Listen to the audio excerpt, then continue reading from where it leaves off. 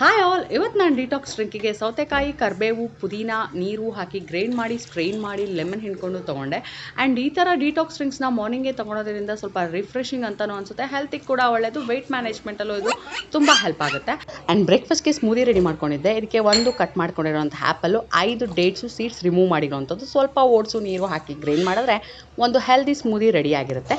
ಇದಕ್ಕೆ ಸ್ವಲ್ಪ ಸಬ್ಜಾ ಸೀಡ್ಸ್ನ ಹಾಕ್ಕೊಂಡು ಕುಡಿದೆ, ತುಂಬ ಚೆನ್ನಾಗಿತ್ತು. ಆ್ಯಂಡ್ ಮನೆಗೆ ಇವತ್ತು ಗೆಸ್ಟ್ ಬಂದಿದ್ದರು. ಯಾರು ಅಂತೀರಾ, ನನ್ನ ಸ್ಕೂಲ್ ಫ್ರೆಂಡು, ಅವ್ನ ವೈಫು ಆ್ಯಂಡ್ ಅವ್ನ ಡಾಟರು. ಲಶಿ ಕೂಡ ಅವ್ರ ಜೊತೆ ತುಂಬ ಎಂಜಾಯ್ ಮಾಡಿದ್ರು. ಎಲ್ಲ ಗೇಮ್ಸ್ಗಳು, ಹೋಮ್ ಸ್ಟೇಲಿರೋ ಗೇಮ್ಸ್ನೆಲ್ಲ ಆಡಿದರು.